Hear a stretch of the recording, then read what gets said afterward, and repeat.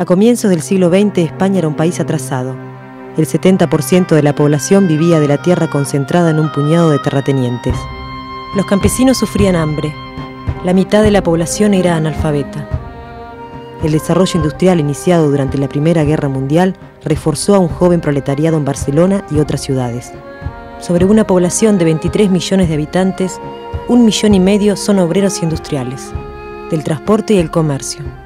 Cataluña reunía el 45% de la clase obrera.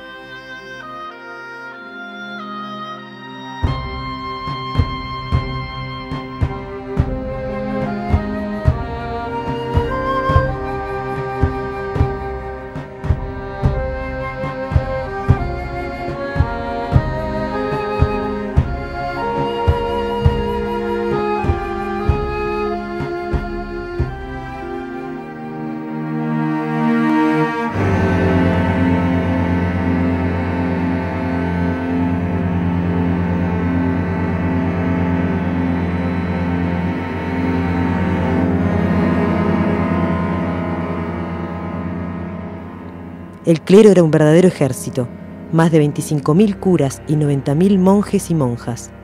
El número de sotanas supera al de estudiantes de enseñanza media y duplica el número de universitarios. Era el mayor terrateniente urbano y controlaba la educación.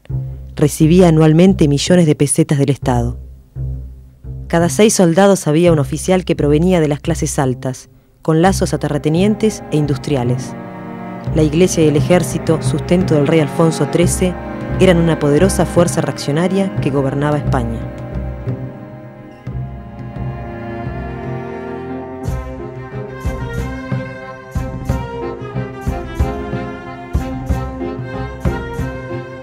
Alfonso XIII y los industriales gobernaron durante los años 20 a través de la dictadura de Primo de Rivera. La crisis mundial de 1929 fue un golpe a la economía española. El descontento popular creció y Rivera cayó, en enero de 1930. Al poco tiempo, los estudiantes y obreros de Madrid marcharon con banderas rojas y republicanas enfrentándose a la policía.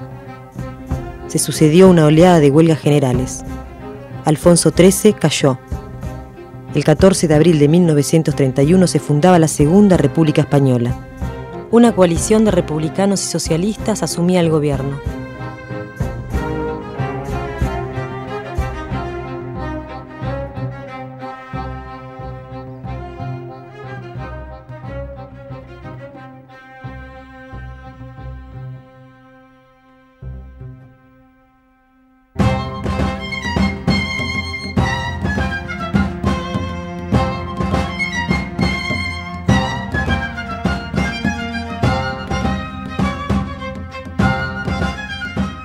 La República fue recibida con entusiasmo por todo el pueblo. Pero el nuevo gobierno enfrentaba problemas que la España burguesa no había resuelto en siglos y tampoco podía resolver el capitalismo del siglo XX.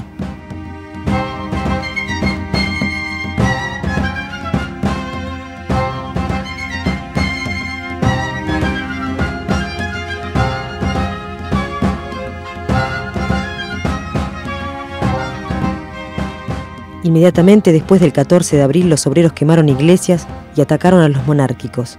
Exigieron la prohibición de sus organizaciones y el arresto de sus dirigentes. El gobierno republicano llamó a la calma y la vuelta al trabajo. Se empeñaba en mantener el orden, mientras el pueblo buscaba un corte revolucionario con el pasado.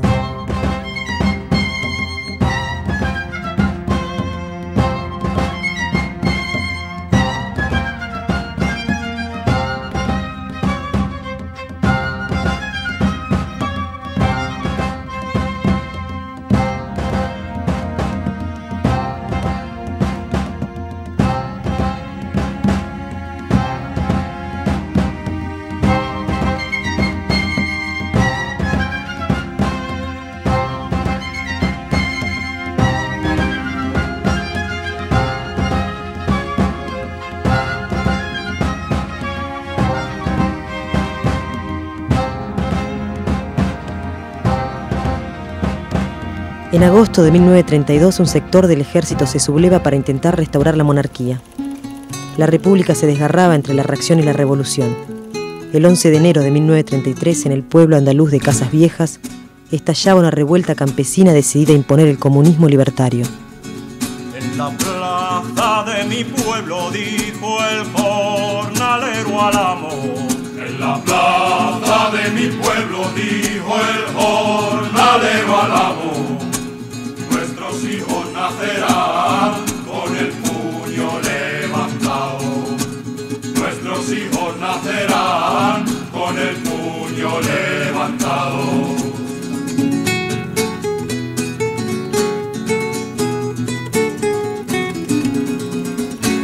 Un mecanógrafo del gobierno escribía todos los detalles de las declaraciones realizadas por los testigos. Juan Bascuñana, alcalde de Casas Viejas, zapatero, dice que en la mañana del día 11 un grupo de obreros fue a comunicarle que se había declarado el comunismo libertario en España y que ellos no querían hacerle daño a nadie, pero que les dijese a los guardias civiles que se rindieran, porque en España éramos ya todos iguales y no mandaba nadie.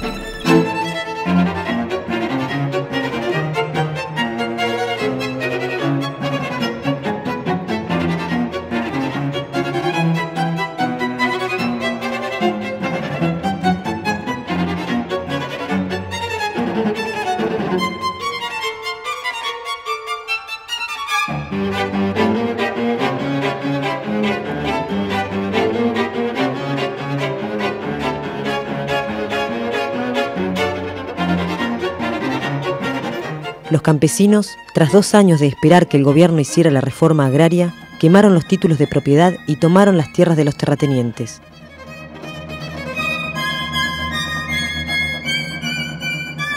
Pero el levantamiento quedó aislado y la Guardia Civil llegó al pueblo con órdenes directas del Ministerio del Interior de no tomar prisioneros. Encarnación Ruiz. Mi Manuel estaba enfermo. No estaba asociado con los anarquistas y no había tenido nunca un arma. Pero no le sirvió de nada cuando por la mañana vinieron los de asalto apuntándonos con los fusiles. Me dieron un palo muy fuerte. Caí al suelo diciéndole que estaba embarazada. Lo arrastraron por los pies hasta la calle. Se hincharon con él a culatazos. Echaba sangre por todas partes. A lo lejos vi cómo lo tiraban al alto y lo dejaban caer contra el suelo. Me lo mataron de una paliza y lo echaron al fuego. No he podido abrazarle. Me lo han matado.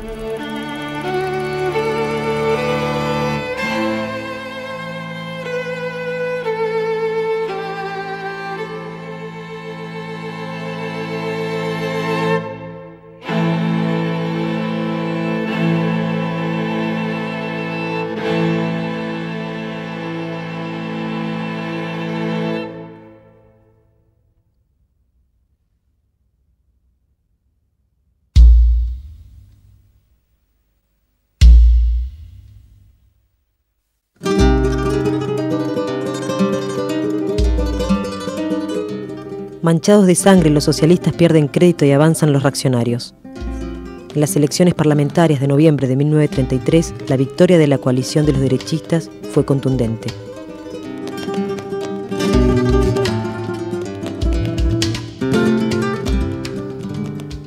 Bajo el amparo del nuevo gobierno, pero sin tomar parte en él, crecía la SEDA, Confederación de Derechas Autónomas, un partido que simpatizaba con el fascismo.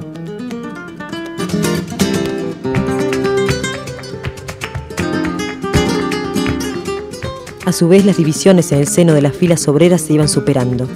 La anarquista CNT colaboraba en las huelgas con la socialista UGT, Unión General de Trabajadores. Al mismo tiempo se formaban las alianzas obreras en varias ciudades. Estas funcionaban como comités de unidad entre las direcciones de las distintas organizaciones obreras para la lucha común.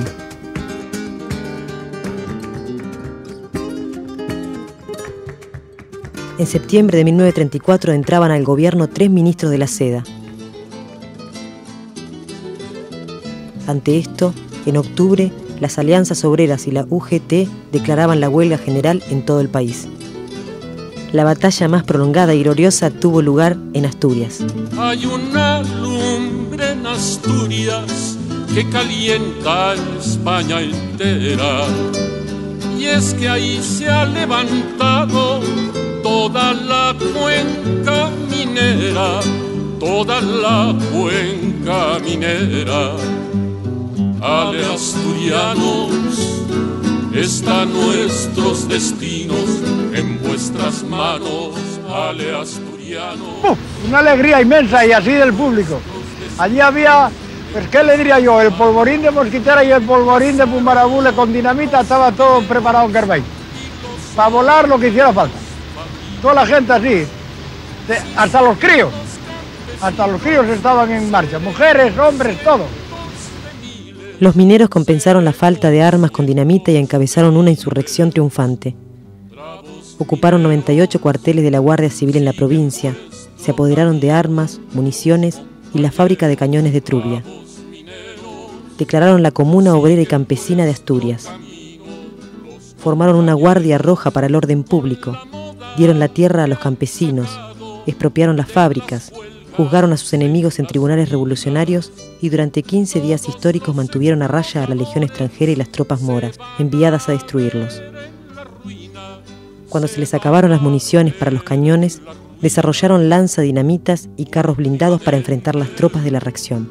Se están viendo las cosas más claramente últimamente. La Guardia Civil, el ejército y algún cacique del pueblo que andaba con ellos, aquel y aquel estuvieron por allá, ¡pumba! Fueron los que los llevaron a todos. Y eso fue la causa de todo lo que ocurrió. Mataron a gente de todas clases, ¿eh? La aviación bombardeaba sin cesar y tiraba octavillas desde el aire. Rebeldes de Asturias, rendíos. Es la única manera de salvar vuestras vidas. No queda una huelga en toda España. Estáis solos y vais a ser las víctimas de la revolución vencida y fracasada. Todo el daño que os han hecho los bombardeos son nada más que un simple aviso de lo que recibiréis implacablemente si antes de ponerse el sol no habéis depuesto la rebeldía y entregado las armas. Iremos contra vosotros hasta destruiros sin tregua ni perdón. ¡Viva la República!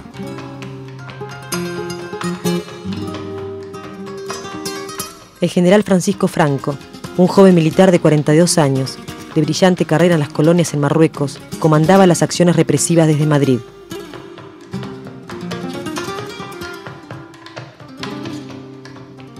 $3.000 obreros asturianos fueron masacrados, casi todos después de la rendición.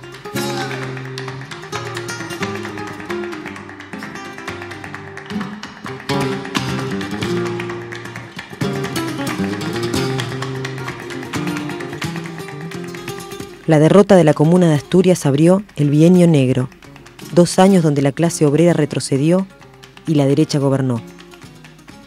Los dirigentes obreros fueron perseguidos y asesinados. Los presos políticos llegaron a 70.000.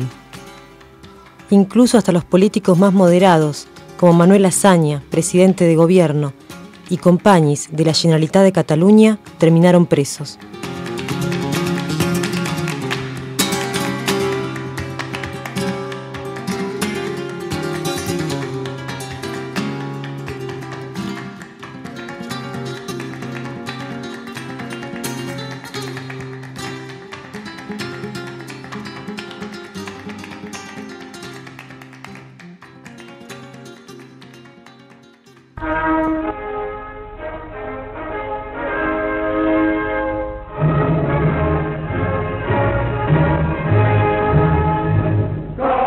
El fascismo luchaba por hacer pie.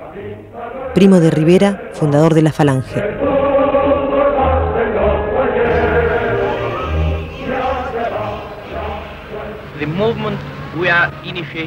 El movimiento que estamos iniciando en España no es una copia de movimientos extranjeros. Ha aprendido del fascismo lo que el fascismo tiene de la idea de unidad, autoridad y sustitución de la lucha de clases por la idea de cooperación.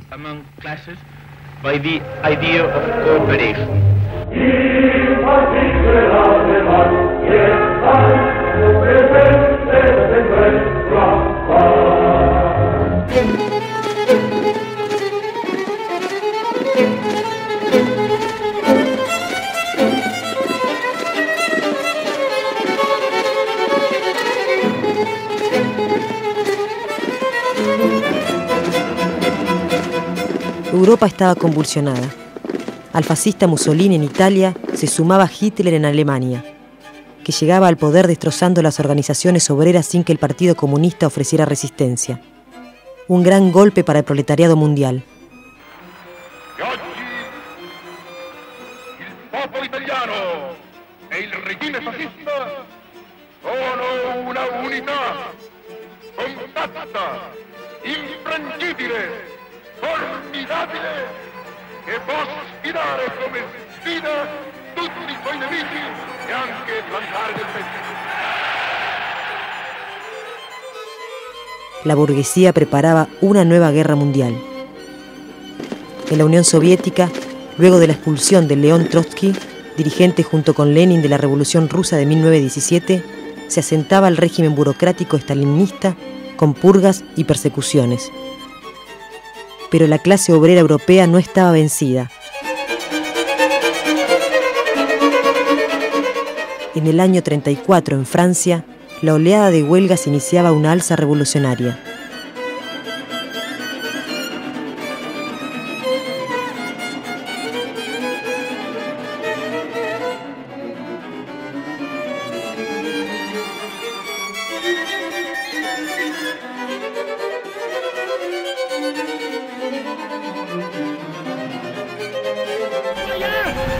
Nous vous avons appelé aujourd'hui à manifester votre force, votre puissance. La Internacional Estalinista lanzaba los frentes populares. Esta política consistía en mantener el orden europeo y buscar la estabilidad de la burocracia privilegiada de la Unión Soviética a través de la colaboración de clases con la burguesía.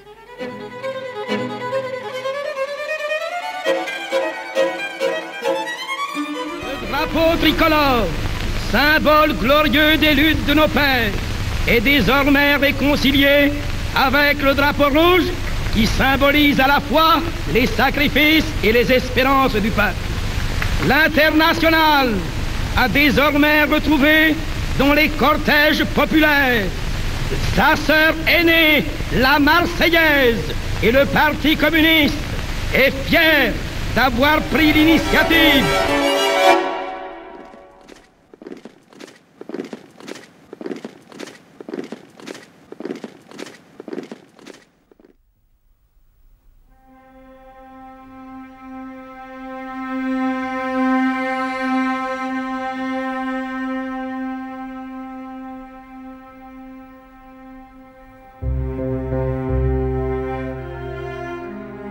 Al mismo tiempo que surgían organizaciones fascistas como la SEDA o la Falange, la vanguardia combativa del movimiento obrero estaba organizada en la CNT anarquista, con mayoría en Cataluña. En el resto del país dirigía la UGT socialista.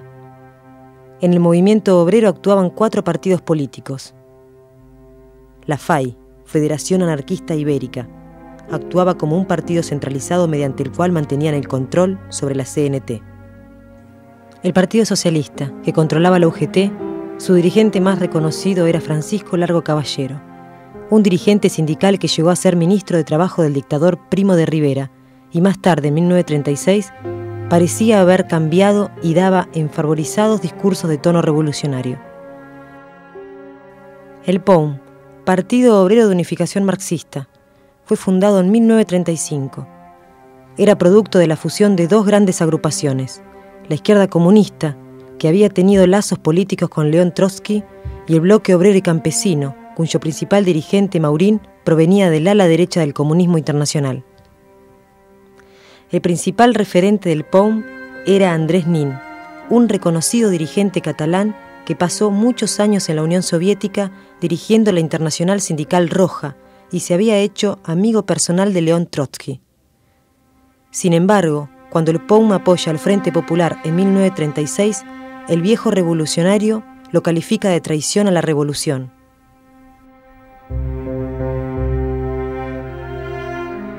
El trotskismo era muy pequeño, no fueron aceptados por el POUM, pero tuvieron un rol de vanguardia en la revolución y en la guerra. El Partido Comunista no tenía inserción seria entre los trabajadores de ninguna región de España.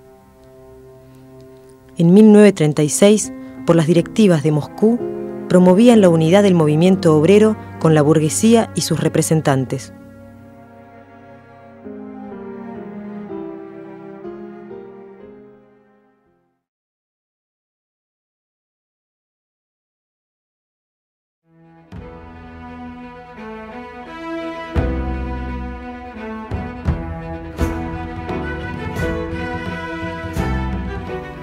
Durante el bienio negro, el cierre de sindicatos y periódicos obreros se compensó con la militancia ilegal.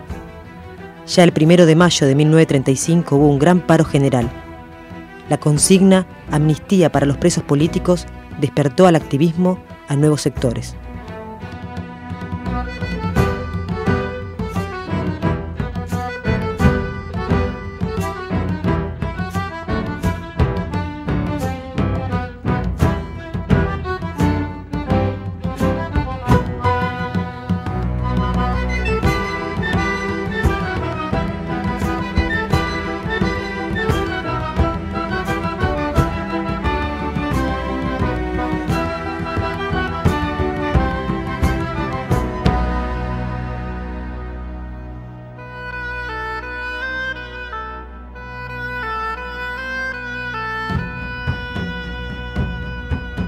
A principios del 36 se conformaba el Frente Popular, que en febrero recibía el voto masivo de los trabajadores.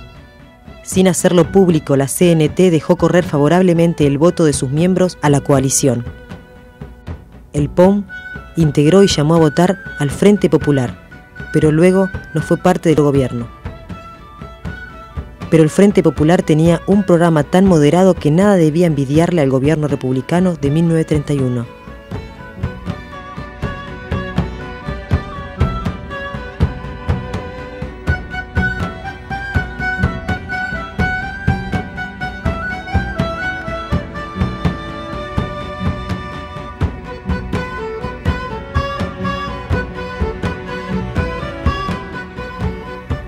Antes de la asunción del nuevo gobierno, los trabajadores abrieron por la fuerza las puertas de las cárceles y liberaron a los presos políticos.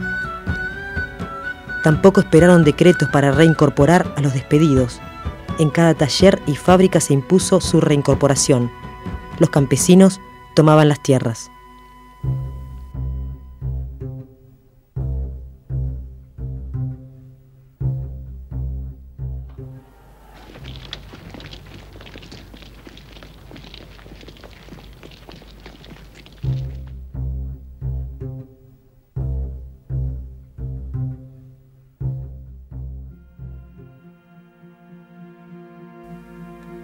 Ante estos hechos, el presidente Azaña declaró que pondría fin a las huelgas y tomas de tierra. Los monárquicos y los terratenientes le dieron su apoyo. Calvo Sotelo, monárquico, declaró: Su declaración de respeto por la ley y la Constitución debe causar una impresión muy favorable. Apoyo el 90% del discurso.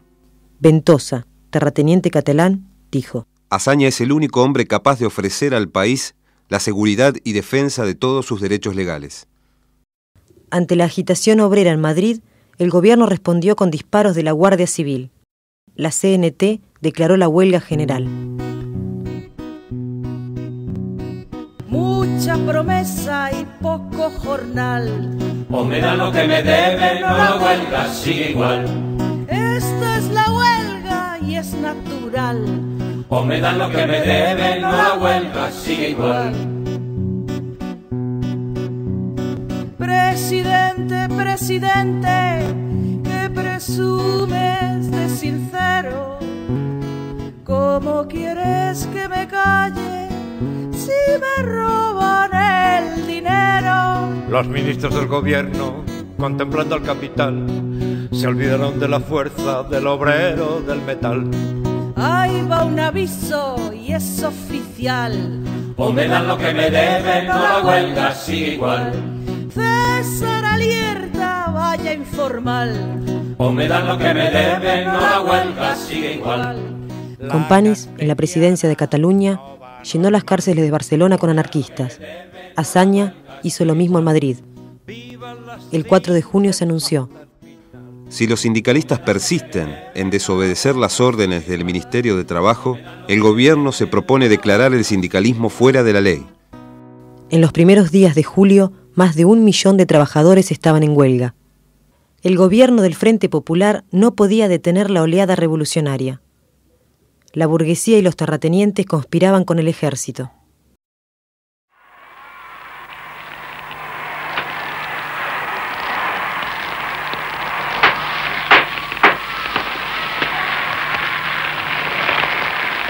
Des généraux protestent dans les exils. Franco aux Canaries, Goded aux Baléares. La personne sacrée de l'Espagne est en danger. Au nom de l'Espagne éternelle, les carlistes, les monarchistes, la phalange, unis derrière la bannière de l'Église, préparent la révolte. De l'armée d'Afrique aux casernes de Burgos circulent les mots d'ordre du complot, le mot de passe, Arriba España.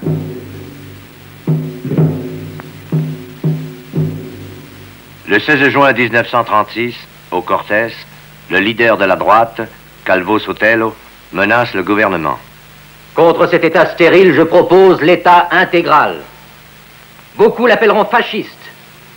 Mais si l'État fasciste, c'est la fin des grèves, la fin du désordre, la fin des abus contre la propriété, alors je déclare avec fierté que je suis fasciste. Je déclare fou tout soldat qui, devant l'éternité, n'est pas prêt à se dresser contre l'anarchie, si cela est nécessaire. 3 semaines plus tard, Calvo Sotelo est assassiné.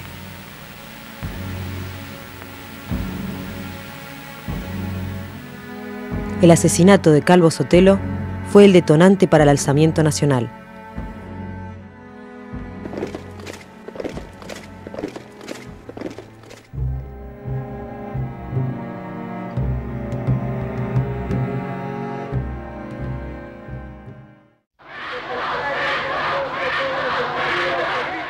El 17 de julio, el general Franco se apoderaba de Marruecos y transmitía su manifiesto insurreccional a todas las guarniciones.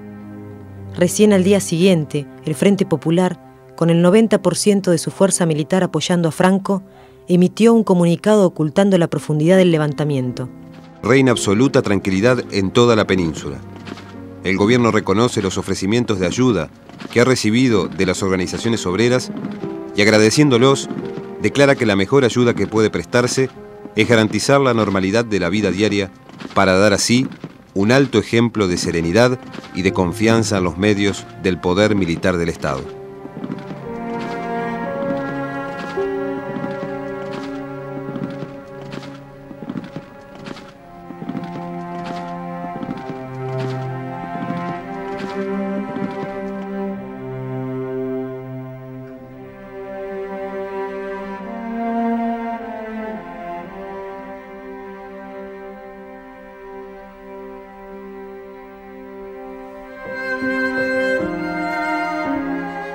El gabinete de Azaña se reunió en Madrid durante toda la noche preparando la negociación con Franco. En Barcelona, el proletariado impidió que la República se rindiera a los fascistas.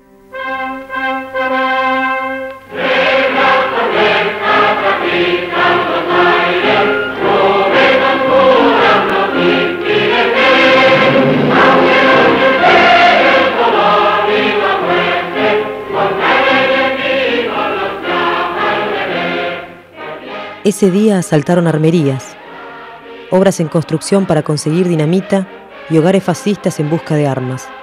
Con la ayuda de guardias de asalto simpatizantes, requisaron depósitos de rifles y les sumaron pistolas y fusiles propios.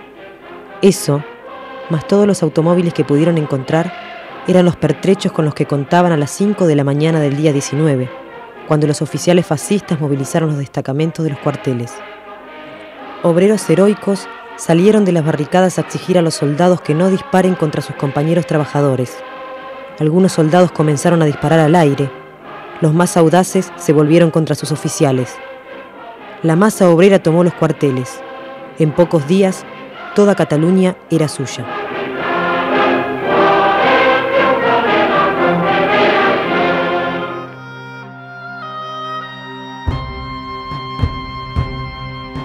La insurrección contagió a Madrid y Valencia.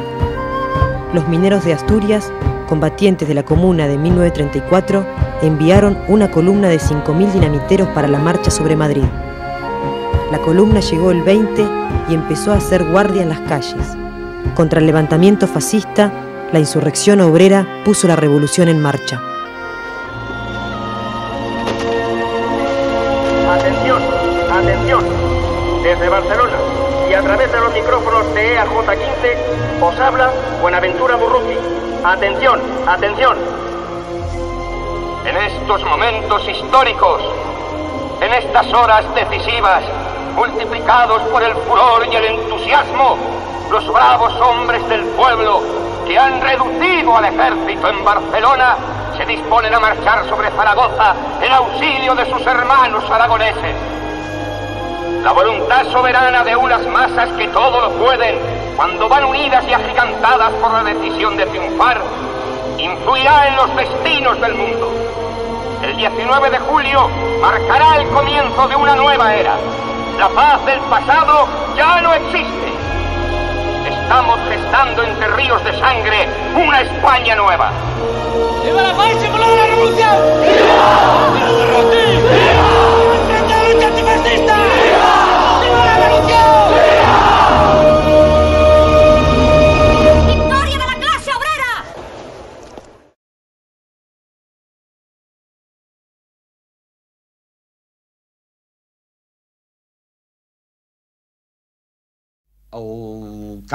Al cabo de 6 días de haber empezado, hacia el día 25 de julio, en Tarrasa, mataron 10 u 11 industriales. Los asesinaron. Se cogió un pánico general a toda la burguesía catalana, porque todo hombre se veía ya con la cabeza cortada. Yo le dije a mi padre que nos marcháramos.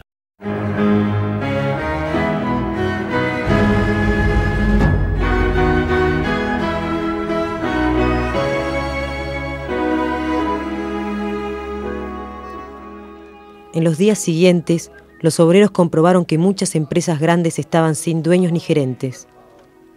De inmediato realizaron asambleas en cada fábrica y votaron comités obreros. También se crearon comités similares para controlar la producción en las pocas fábricas y talleres en los que sus dueños no habían huido al extranjero o al frente militar de Franco. Las colectivizaciones en la industria, en los servicios, en las tierras, comenzaron como una obra espontánea de los trabajadores. Luego del caos inicial, el nuevo orden revolucionario de los trabajadores, en alianza con las clases medias de la ciudad y los campesinos, puso en pie la mayor experiencia autogestionaria de Europa Occidental.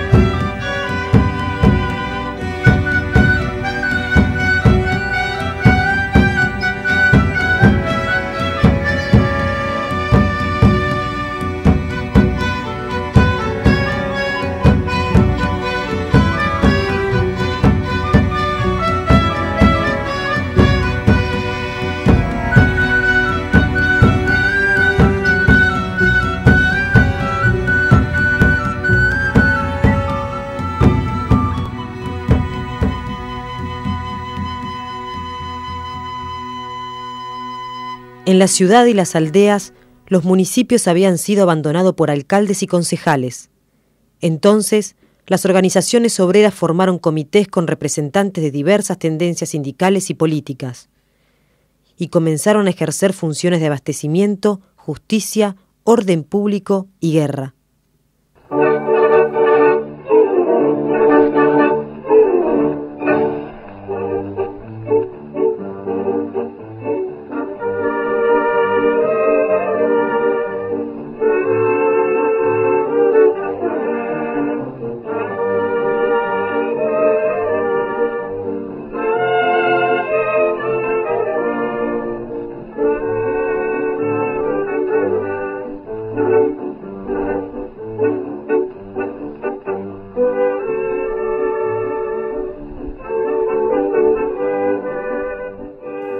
Se expropiaron casas no ocupadas o abandonadas por fascistas, edificios religiosos y se utilizaron para actividades colectivas, almacenes de alimentos y pertrechos de guerra, guarderías infantiles, escuelas, centros de salud, nuevos locales sindicales, políticos y culturales. Con los vales se podía comprar pan. Incluso servían para comer en el Ritz. Los grandes hoteles se habían transformado en hospitales o en restaurantes populares al servicio de los milicianos y de familias obreras, como el que muestra este documental anarquista.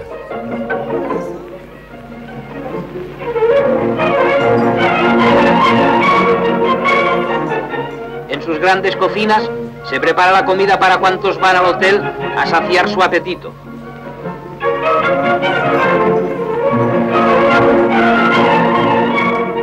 Los amplios comedores que antes ocupaban maquilladas y frívolas damiselas, grandes financieros, capitanes de industria, aristócratas ociosos y aventureros internacionales de toda la Haya, ahora están abarrotados de hombres y mujeres humildes que siguen el ritmo de la sociedad que se está creando.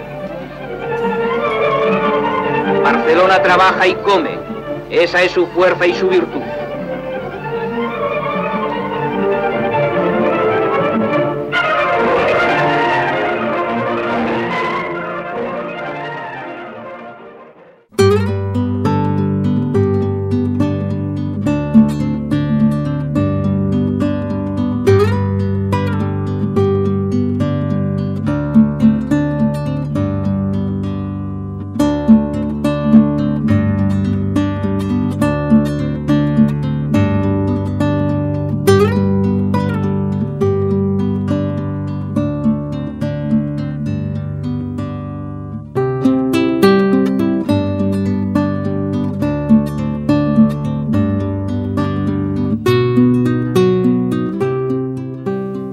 Todas las relaciones sociales se transformaban.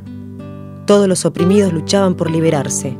Las mujeres, desde un principio, fueron a luchar y a morir en los frentes de batalla y las barricadas. Más adelante, el aborto fue legalizado e intentaron eliminar la prostitución.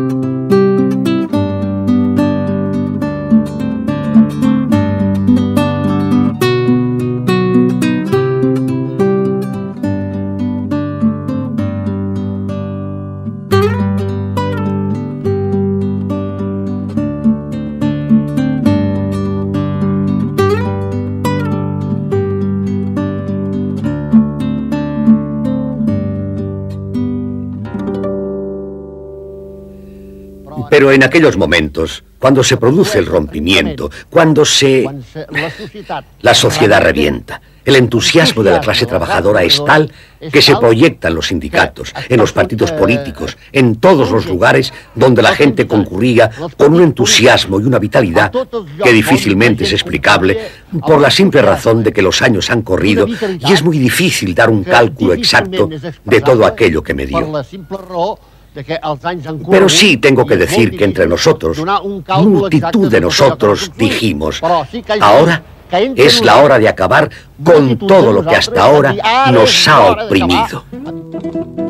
Con este impulso revolucionario, el pueblo se organizó por su cuenta en milicias de hombres y mujeres. La policía fue reemplazada por patrullas obreras. Esta iniciativa fue inmediatamente encauzada por sindicatos y partidos. Si me quieres escribir, ya saben mi paradero. Si me quieres escribir, ya saben mi paradero. En el frente de batalla, primera línea de fuego. En el frente de batalla, primera línea de fuego.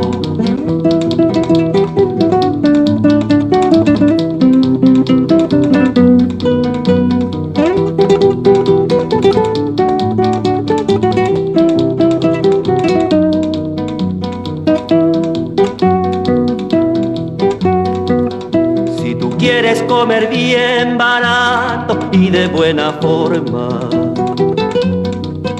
Si tú quieres comer bien barato y de buena forma, en el frente de batalla allí tienen una fonda.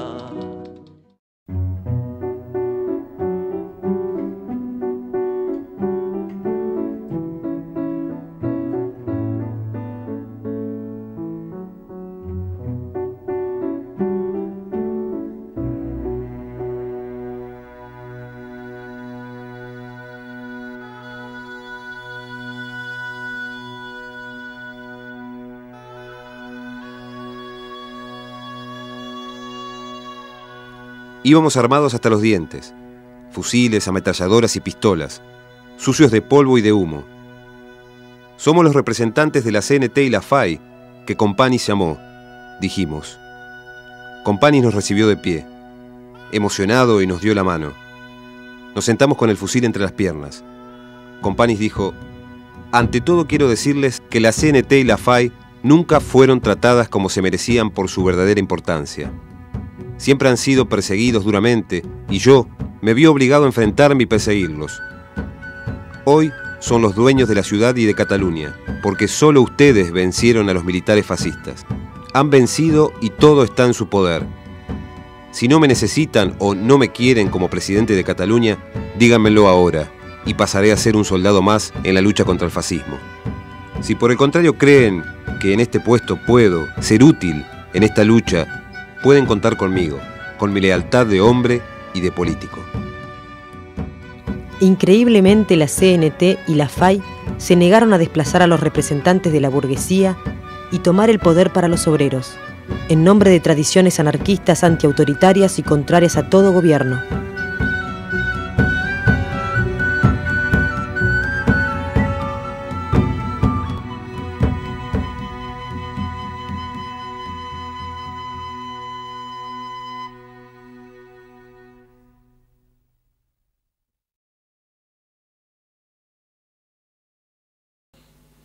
El 21 de julio se conformaba el Comité Central de las Milicias Antifascistas de Cataluña, un frente único de los distintos partidos y sindicatos. Tenía 15 miembros, 5 anarquistas, 3 de UGT, 1 de POUM, 1 la Unión Campesina, 1 Partido Comunista y los partidos burgueses, 4. El llamado a centralizar democráticamente los comités obreros locales y las milicias armadas en Cataluña no fue planteado por ninguna organización de peso en la izquierda. El ejemplo de los soviets, los consejos de obreros, campesinos y soldados que 20 años antes habían llevado al triunfo de la Revolución Rusa, no fue tomado en cuenta en España.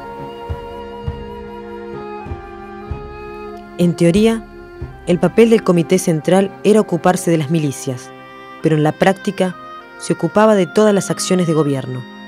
Estas simplemente eran refrendadas por el viejo gobierno burgués catalán, la Generalitat.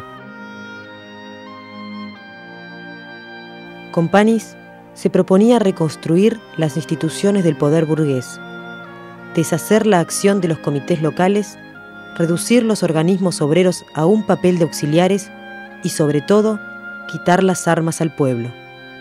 Pero en esos días, los trabajadores ya improvisaban una industria de guerra: siderurgia, textil, química.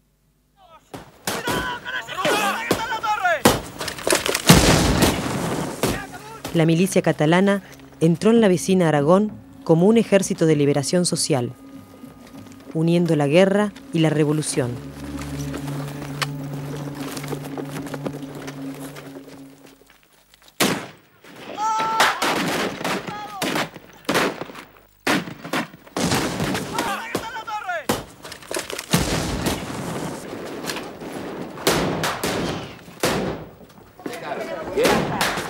Un poquito asombrada, porque entro de otra manera a esta casa.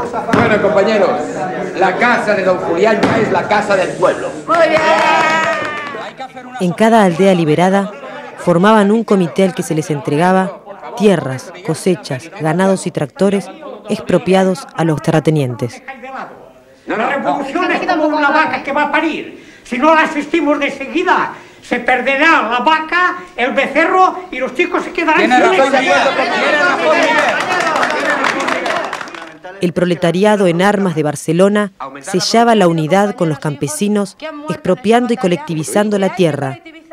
Todos los títulos de propiedad, hipotecas y documentos de deudas iban al fuego. Cada pueblo quedaba convertido en una fortaleza revolucionaria. Pasemos a la votación. Los que estén a favor de la colectivización. ¿Una votación? Los que estén en contra. Compañeros, queda decidida la colectivización de las tierras.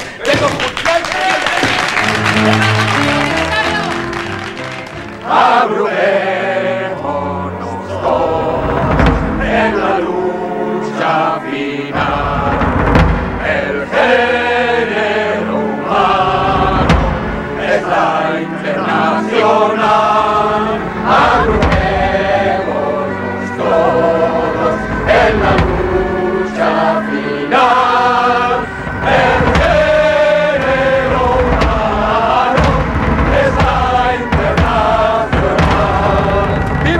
revolución! ¡Viva! ¡El fascismo! ¡Muerte!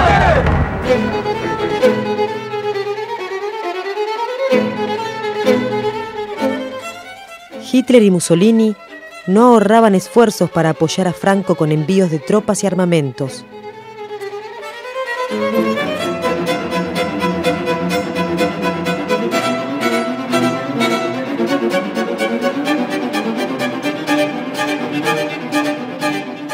Las democracias imperiales, sobre todo Francia e Inglaterra, formaron el Comité de No Intervención y resolvieron prohibir el envío de ayuda militar a la República.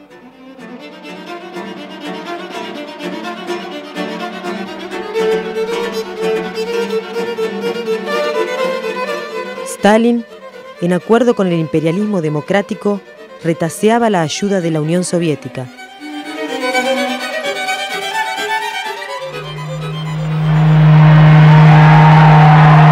Cuando el primer barco soviético llegó a Barcelona, la euforia inicial se convirtió en decepción cuando se comprobó que el envío no contenía las armas que la República necesitaba, sino botes de leche condensada. Las armas llegarían más tarde.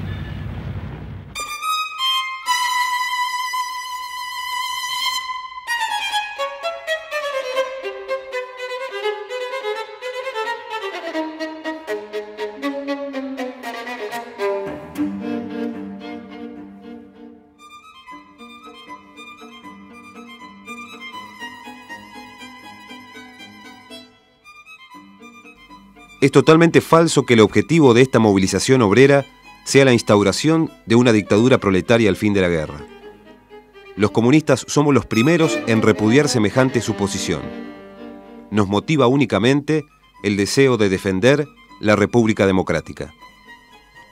Entre el poder obrero naciente y el viejo poder burgués republicano, el Partido Comunista se declaraba abiertamente por la colaboración con la burguesía.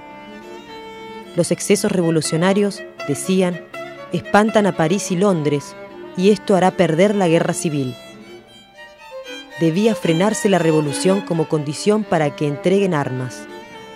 Primero ganar la guerra, luego vendrían las reformas sociales. Esa era la política impartida por la Internacional Stalinista.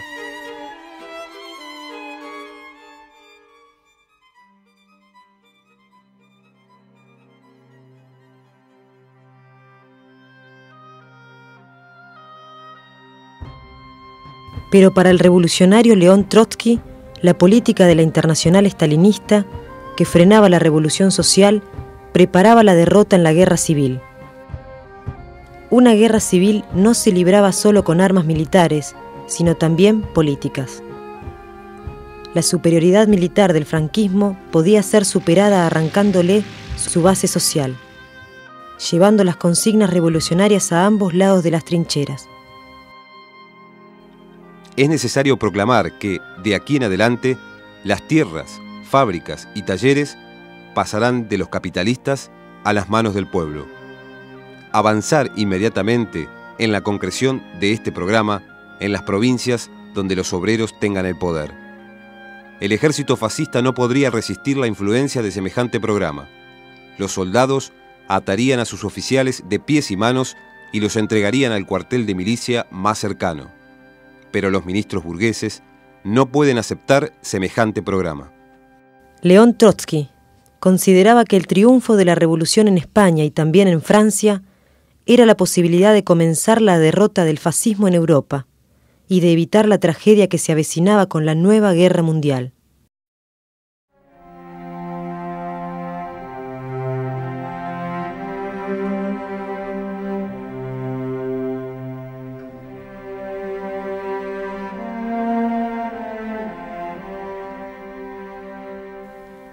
En las semanas que siguieron a la insurrección de julio, la guerra y la revolución iban juntas por su propio empuje. Las milicias de la CNT y el POUM habían participado de esta práctica revolucionaria, pero sus dirigentes aceptaron la legalidad del gobierno burgués y se negaron a desarrollar el doble poder y construir un poder alternativo.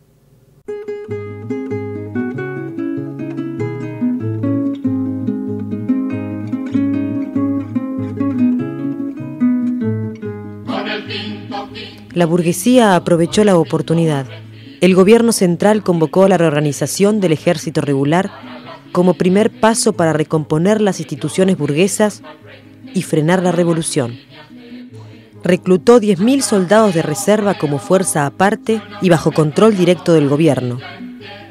El Partido Comunista se pronunció a favor. Algunos camaradas han querido ver en la creación del nuevo ejército voluntario algo así como una amenaza al papel de las milicias. Hoy, como ayer, nuestra consigna es la misma. Todo por el Frente Popular y todo a través del Frente Popular. La CNT y el POUM aceptaron esta política, bajo la consigna Comando Central del Ejército bajo control obrero. Pero en la práctica, el comando lo tenía el Frente Popular. Las leyes están hechas a favor del patrón. La ley no escucha al pueblo, paloma, aunque tenga razón. El 11 de agosto, el Comité de Milicias junto a la Generalitat creaban el Consejo de Economía.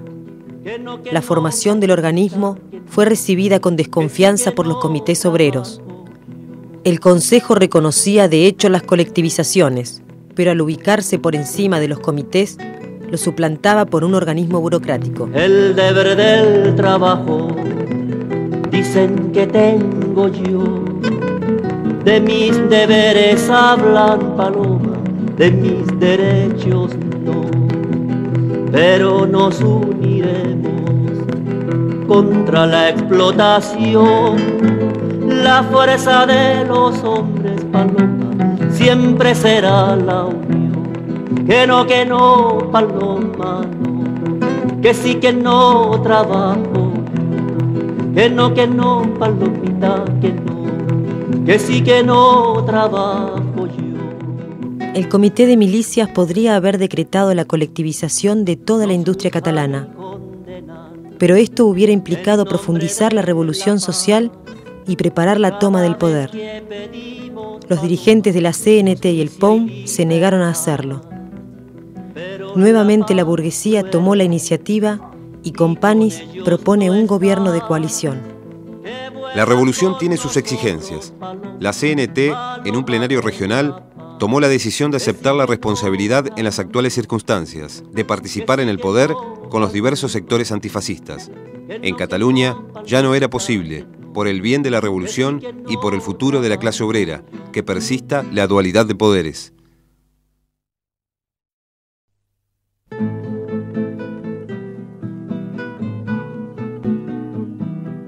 Cuando canta el gallo negro, es que ya se acaba el día. Si cantara el gallo rojo, otro gallo cantaría. Si cantara el gallo rojo, otro... El nuevo gobierno catalán lo presidía Tarradellas, con un programa izquierdista que prometía respetar y legalizar las conquistas revolucionarias, y para eso exigía plenos poderes. La primera acción de gobierno fue disolver el Comité Central de Milicias y traspasar sus poderes a los Ministerios de Defensa y de Seguridad Interior. Disolver todos los comités revolucionarios que surgieron el 19 de julio y reemplazarlos por consejos municipales. El decreto finalizaba: cualquier resistencia a dicha disolución será considerada un acto fascista y sus instigadores serán entregados a los tribunales de justicia popular.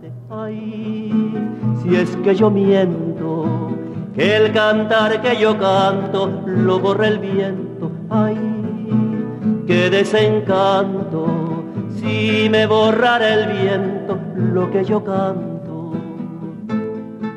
El poder burgués, que desde hacía 2 meses estaba suspendido en el aire por la revolución, se encontró repentinamente renovado por la integración al gobierno de todas las fuerzas de izquierda y los sindicatos. Pero el negro es traicionero, el gallo rojo es valiente. Siguiendo los pasos de la CNT, Andrés Nin justificó su entrada al gobierno. Lo importante es el programa y la hegemonía proletaria, que deben ser garantizados. No puede quedar duda sobre una cosa: el nuevo gobierno debe hacer una declaración de principios inviolable, afirmando su intención de convertir el impulso de las masas en legalidad revolucionaria y dirigirlo hacia la revolución socialista.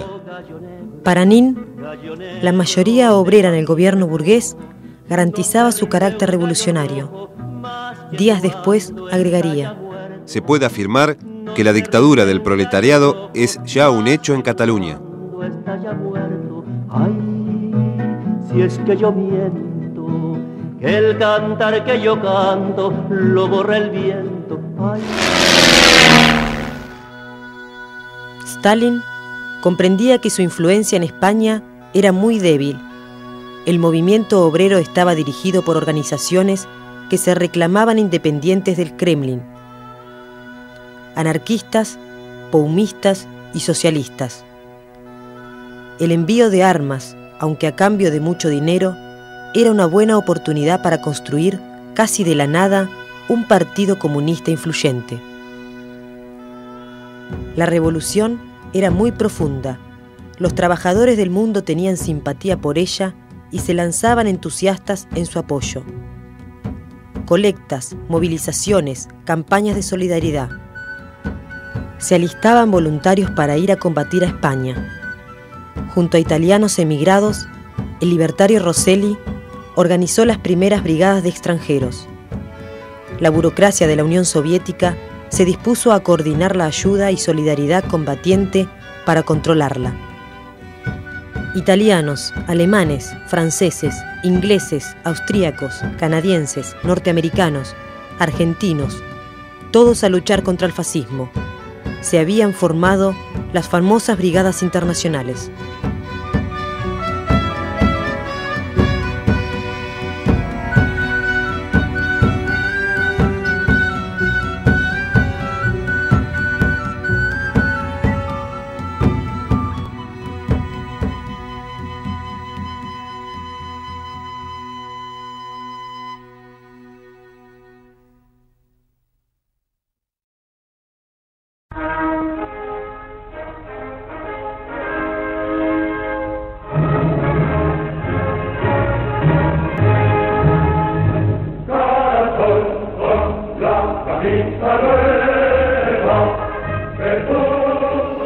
Un Estado totalitario armonizará en España el funcionamiento de todas las capacidades y energías del país, en el que dentro de la unidad nacional el trabajo, estimado como el más ineludible de los deberes, será el único exponente de la voluntad popular.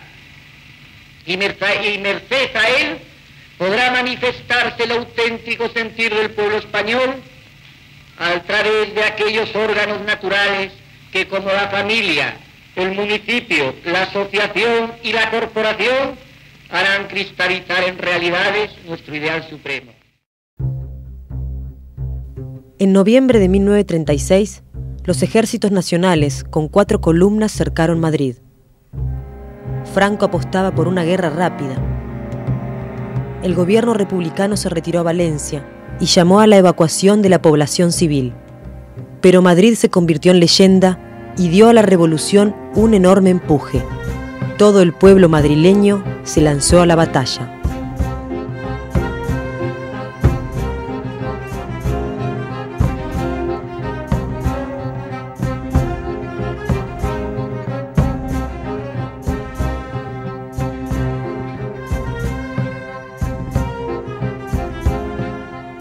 Las milicias organizaron la resistencia. Las brigadas internacionales tuvieron su heroico bautismo de fuego. En la lucha caería el dirigente de la izquierda anarquista, Buenaventura Durruti. Su funeral fue un acto de masas y su muerte un grito contra el fascismo.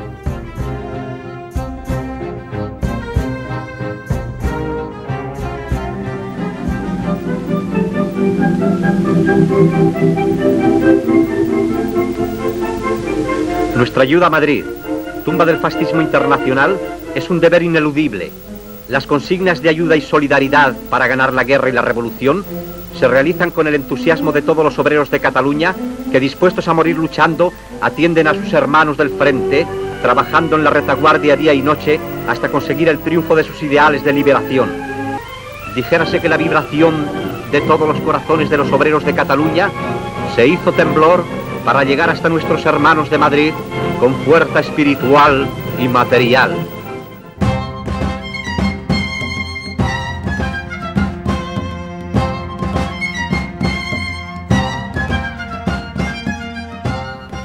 Madrid resistía. El odio fascista provocaba los primeros bombardeos aéreos de la historia sobre una población civil. Pero Madrid no cayó. Las trincheras nacionales se empantanaron junto a la ciudad y así quedaron hasta el fin de la guerra.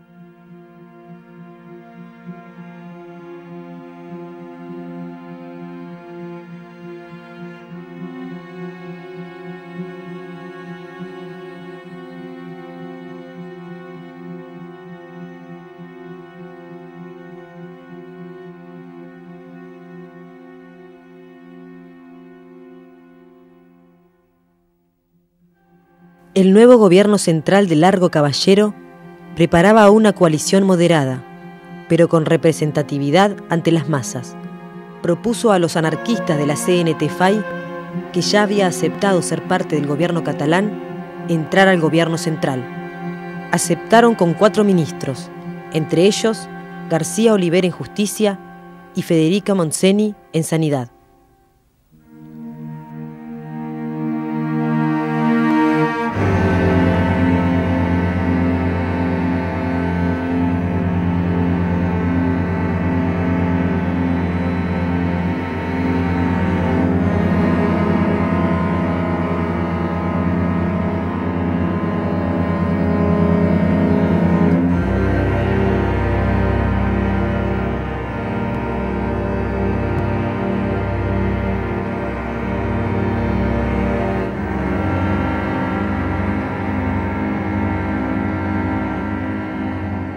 Seguía siendo una obsesión reconstruir el ejército regular y la policía.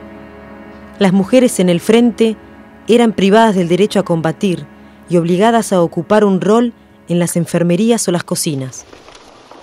¿Qué pasa? Parece que estemos locas porque queremos ir al frente. Pues yo te lo voy a decir bien claro. Óyelo. No entendemos por qué la revolución tiene que correr a cargo de la mitad de la población solamente. Somos anarquistas, somos libertarias, pero también somos mujeres y queremos hacer nuestra revolución. No queremos que nos la hagan ellos. No queremos que la lucha se organice a la medida del elemento masculino, porque si dejamos que sea así, estaremos como siempre jodidas. Queremos pegar tiros para poder exigir nuestra parte a la hora del reparto.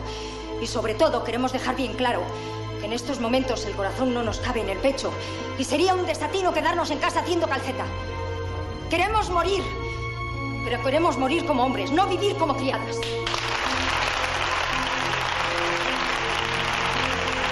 Mientras el poder burgués se reconstruía cada vez con más fuerza, comenzaba a separarse del sector más de izquierda.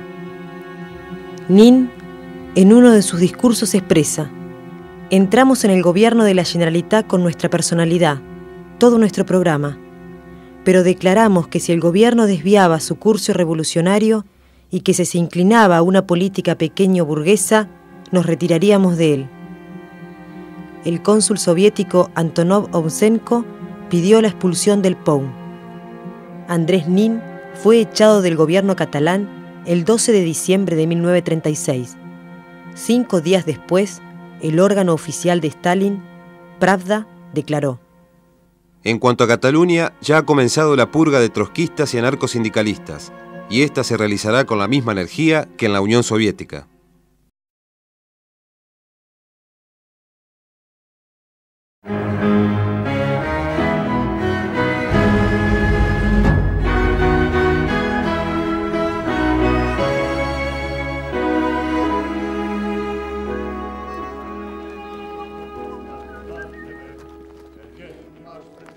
En Cataluña, las medidas del gobierno de Tarradellas ocasionaron un descontento creciente en los obreros. Habla Josep Tarradellas. El presidente del gobierno y consejero de finanzas era yo. Por lo tanto, ante la negativa de la CNT de dar facilidades a este control de la Generalitat, di órdenes a todos los bancos que no se pagase ningún cheque ni se hiciera ninguna entrega a las fábricas colectivizadas sin el permiso de la Cancillería de la Generalitat. Entonces se encontraron los obreros en una situación difícil. Acabaron mis existencias en metálico y en el momento en que iban al banco les decían que no, que necesitaban un permiso especial de la Generalitat. La Generalitat decía no, porque esta colectividad no está controlada por nosotros. Se disolvieron los comités de abastecimiento, encargados de adquirir alimentos a los campesinos. Esta medida debilitó la alianza obrera, campesina y popular. Se disparó la especulación y la inflación. En los barrios obreros las provisiones se agotaron y en los barrios burgueses había abundancia.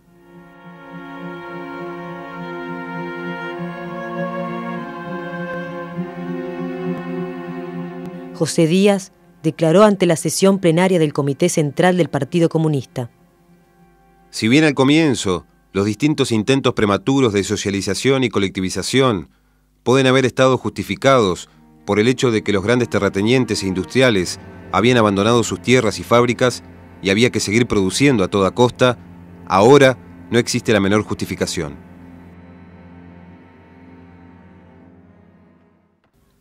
El 15 de febrero, el gobierno central exigió la requisa de todas las armas largas y cortas.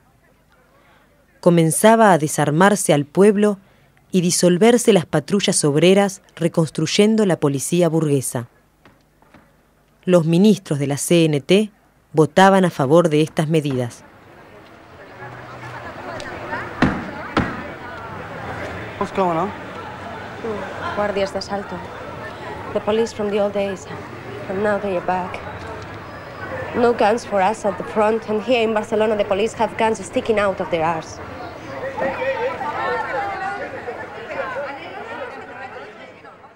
El 27 de marzo, la CNT renuncia a sus puestos en el gobierno catalán. La prensa de la CNT declaraba: No podemos sacrificar la revolución en aras de la unidad. La unidad se ha hecho hasta ahora en base a nuestras concesiones. Ya no podemos retroceder más. Sin embargo, pocos días después decían: Estamos al lado del presidente que, sin ninguna clase de alabanza servil, sabe que puede contar con nuestro más profundo respeto y nuestro más sincero apoyo.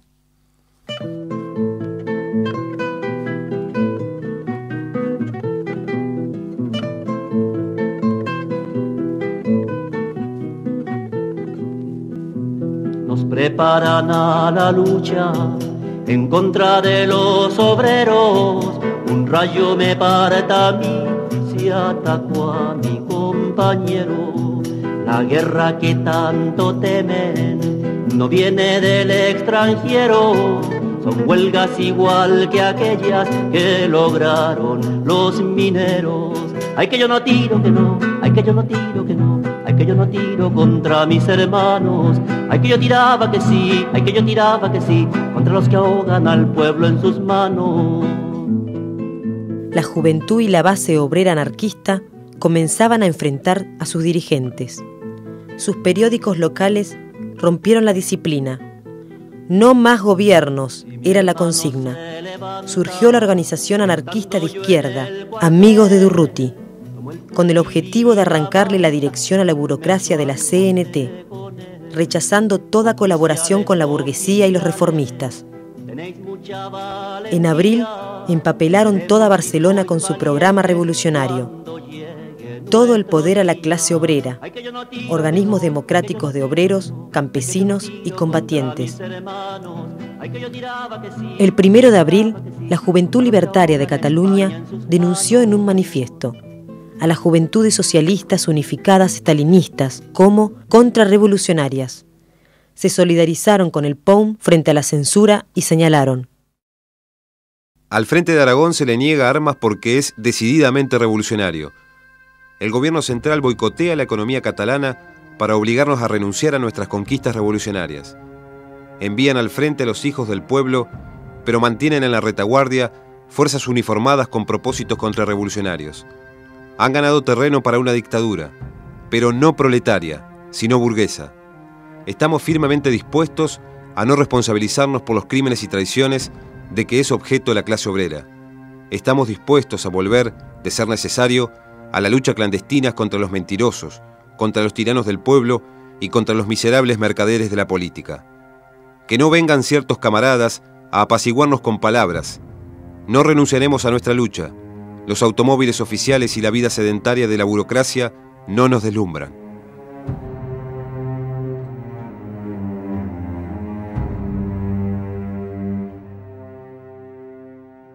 La agitación obrera en los comités y las milicias preparaba el segundo capítulo de la revolución. Volvía a plantearse la necesidad de poner en pie un poder obrero alternativo al gobierno burgués, ahora legitimado por la participación completa de la CNT. Pero el POUM seguía negándose a esta política que era reclamada por el ala izquierda de su partido y no quería admitir que su paso por el gobierno catalán había ayudado a la reconstrucción de las instituciones burguesas. Para Andrés Nin, los soviets no eran necesarios en España.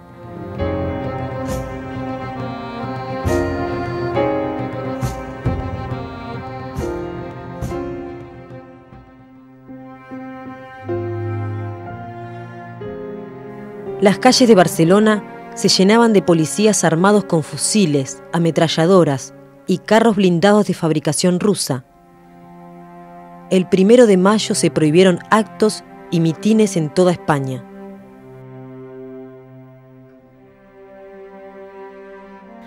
El lunes 3 de mayo, el comisario del orden público del Partido Comunista asaltó policialmente la Telefónica, la estratégica central de Barcelona, bajo control obrero, ocupada por la CNT, que resistió el asalto. Cundió la alarma. El espíritu del 19 de julio volvió a Barcelona y Cataluña.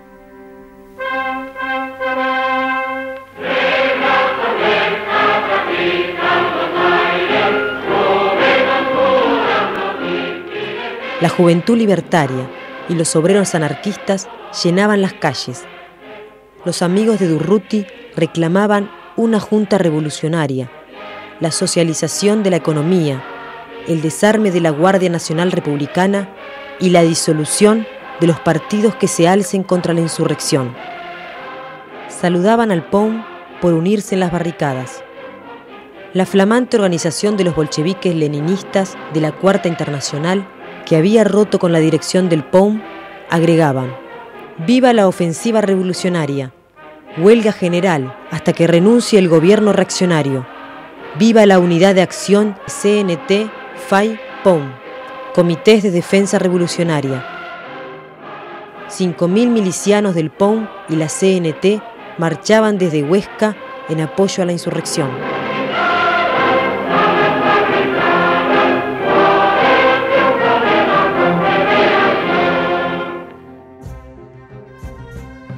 El 4 de mayo llegaban desde Valencia las direcciones de la CNT y la UGT. El ministro anarquista, García Oliver, llamó por radio al levantar las barricadas y envió dirigentes a convencer que no se tomen los cuarteles, mientras la policía abría fuego en varios lugares. Y entonces allí soy yo todas las barbaridades que te puedes imaginar contra los compañeros que son ministros, ya se han olvidado de que eran obreros y de que una revolución se hace en la calle y en las barricadas, no en los ministerios. Bueno, allí, y cuando los cojamos les pegaremos 2 tiros. La ministra anarquista, Federica Montseny, exhortó a las barricadas a dispersarse, haciéndoles comprender que no podía continuar aquello, que había que deponer las armas, que había que terminar aquella lucha fratricida, que hundíamos los frentes, que terminaba la guerra de una manera vergonzosa, que hubiera sido un espectáculo terrible a los ojos incluso del mundo. El POUM ordenó a sus miembros abandonar las barricadas. Muchos militantes no hicieron caso de la política de su dirección. Detuvieron la marcha de los milicianos desde Huesca, mientras el gobierno enviaba 5.000 guardias de asalto desde Valencia y el levantamiento continuaba. El jueves 6 a la tarde, la CNT abandonó la Telefónica. La policía ocupó todo el edificio y trajo partidarios del gobierno para ocupar los puestos técnicos. Cortó las comunicaciones y desató la ocupación de Cataluña. Pero las barricadas continuaron en las calles hasta que los guardias de asalto comenzaron a reprimir. Cataluña fue ocupada por la 4ª Brigada del Ejército Republicano, al mando de General Pozas. Companys anunció: el gobierno de la Generalitat ha aplastado la insurrección con sus propias fuerzas. Debemos eliminar a los incontrolables. Nuevamente los obreros anarquistas lucharon por el poder, pero sus dirigentes los traicionaron.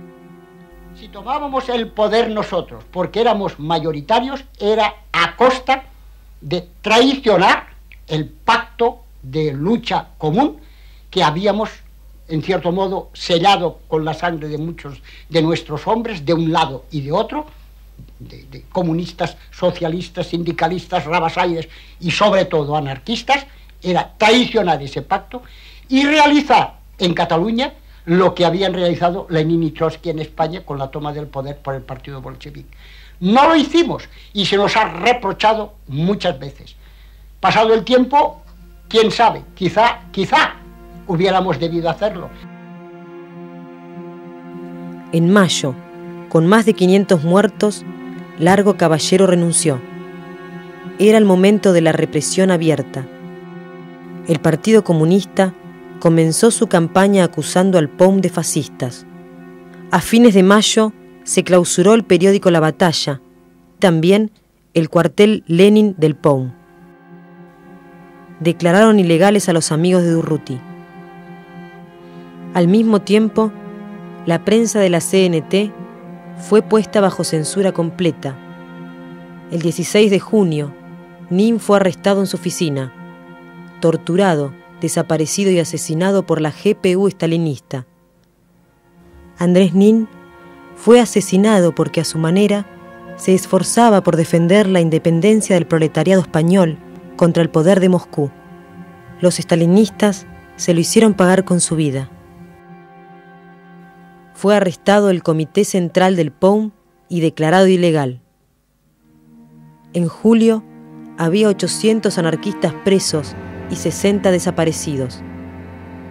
Se prohibieron las marchas y los mitines sindicales solo podían realizarse con autorización del delegado de orden público, solicitada con 3 días de anticipación, igual que bajo la monarquía. Los ministros de la CNT todavía integraban la Generalitat. Recién el 29 de junio, la CNT por fin se retiró dejando el gobierno en manos de los estalinistas y burgueses. Con gran resistencia de los trabajadores, la contrarrevolución económica en Cataluña se abatió sobre las colectivizaciones y las fábricas bajo control obrero. Para acabar con todo vestigio revolucionario, el gobierno se propuso terminar con Aragón, territorio arrancado a los fascistas, uniendo guerra y revolución. En agosto, el gobierno de Negrín lanzó la invasión militar al mando del estalinista Enrique Lister. Entraron por la retaguardia, disolvieron por la fuerza los consejos municipales elegidos por la población, desmantelaron los establecimientos colectivos, arrestaron y asesinaron a sus dirigentes. El asalto de Aragón es comparable con el sometimiento de la Comuna de Asturias en octubre de 1934. La revolución se había perdido.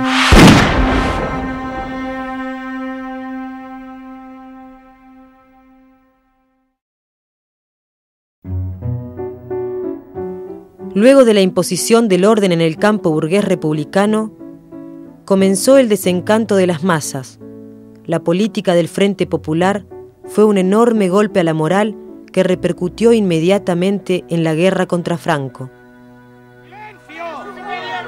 ¡Obedeced las órdenes! ¡Carguen armas!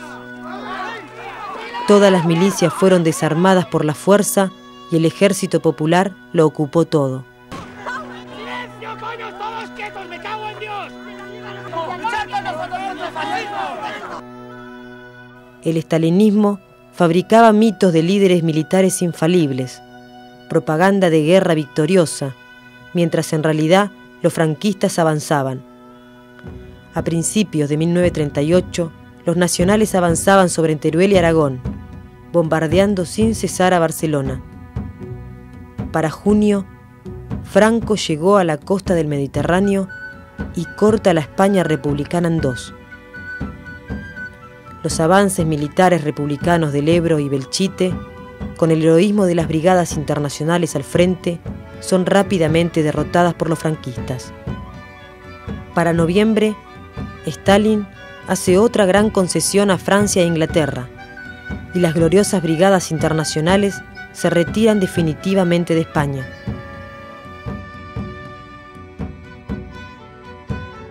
En 1939 cae Barcelona y toda Cataluña. El 1 de abril de ese mismo año, el Ejército Nacional entra a Madrid y termina la guerra. Comienzan casi 40 años de franquismo.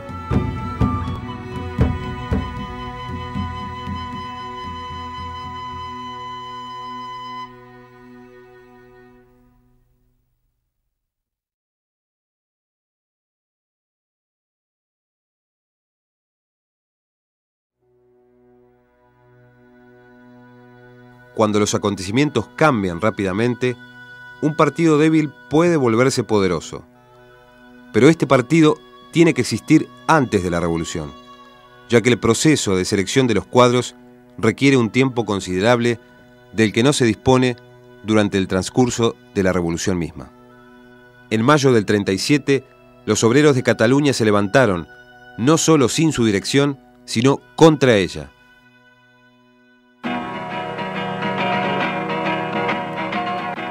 La línea de acción de los obreros se separó en todo momento y en determinado ángulo de la línea de la dirección. Lo único que cabe decir es que las masas, que trataron en todo momento de abrirse paso al buen camino, encontraron que era superior a sus fuerzas producir en el mismo fragor de la batalla una nueva dirección que correspondiese a las exigencias de la revolución. Tanto más honor y gloria para los obreros españoles.